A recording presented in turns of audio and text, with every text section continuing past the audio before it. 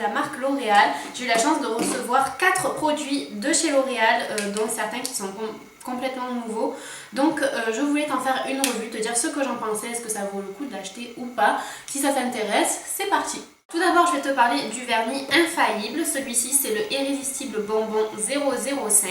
Et c'est vrai que c'est un produit que j'avais vraiment envie de tester parce que, comme tu le sais, je suis une vraie catastrophe niveau ongles. C'est pour ça que j'utilise du vernis semi-permanent, je le mets et je m'en occupe plus.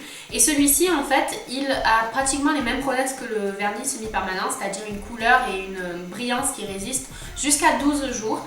Sauf que c'est beaucoup moins pénible que le vernis semi-permanent parce qu'on n'a pas besoin d'appliquer autant de couches et d'avoir le matériel, etc. Donc je trouvais que c'était une bonne alternative et je ne l'ai pas essayé sur moi parce que j'avais déjà du vernis, je l'ai essayé sur ma mère et c'est une bonne chose en fait parce qu'elle est secrétaire, donc du coup elle utilise ses mains tous les jours et je voulais voir si ça résistait vraiment en an everyday life. Donc avant de te parler du produit en lui-même, je voulais te montrer déjà le packaging, j'aime beaucoup. Sur le coup on dirait un petit peu un gloss et en fait les deux vernis se retirent comme ça et ensuite se rangent de la même manière. Donc ça je trouvais ça bien, je trouve ça rigolo et c'est assez nouveau en fait.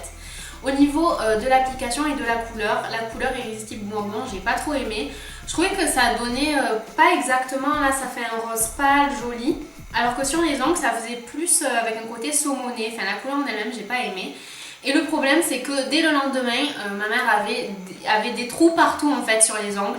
Donc côté infaillible résiste jusqu'à 12 jours, pas du tout parce que j'ai bien appliqué comme il fallait. Donc j'ai mis 2 couches de couleur et une couche de vernis brillant. Le truc aussi c'est qu'elle s'était mis un coup de stabilo sur l'ongle et ça ne part pas même en se lavant les mains, etc. Je pense que ça partira que lorsqu'on enlèvera le vernis. Donc au final pour le vernis infaillible, bof. Moi à la limite je préfère encore le vernis semi-permanent ou utiliser le vernis complètement normal parce que pour moi il n'a pas trop prouvé son effet. Le deuxième produit que je te présente c'est le gloss infaillible. Celui-ci c'est en 206 for the ladies et il est super joli, c'est celui que j'ai utilisé dans ma vidéo maquillage de Jasmine et en fait il est tout plein de petites, et d'ailleurs c'est celui que je porte là maintenant, et il est tout plein de petites paillettes en fait. Super joli, il est vraiment super joli mais c'est pas un gloss que je mettrais pour tous les jours parce que avec ces petites paillettes là j'ai l'impression que ça fait plus fête. Côté application, l'embout est très bizarre en fait, je sais pas, tordu et c'est super bizarre mais au final, oui c'est vrai que ça épouse la lèvre inférieure. Par exemple pour la lèvre supérieure c'est un peu la cata pour l'appliquer. Donc côté application à la limite j'aurais préféré un embout normal mais sinon c'est agréable, l'embout est doux, etc.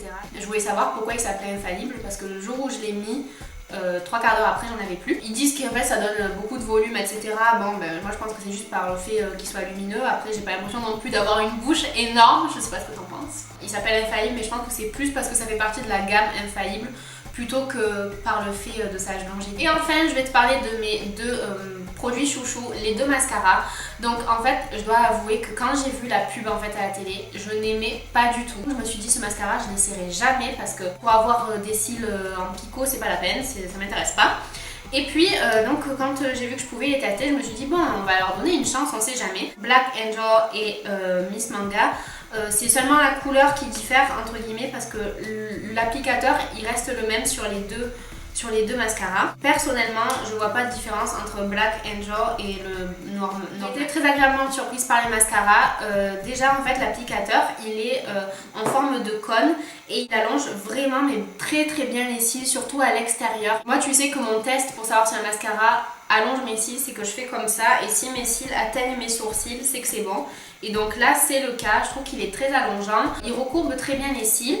Après niveau volume, je pense qu'ils auraient plutôt dû l'appeler méga allongeur plutôt que méga volume parce que je les trouve pas si étoffés que ça. Et ce que j'adore dans les mascaras, c'est vraiment quelque chose que en ce moment je cherchais et que je ne trouvais pas.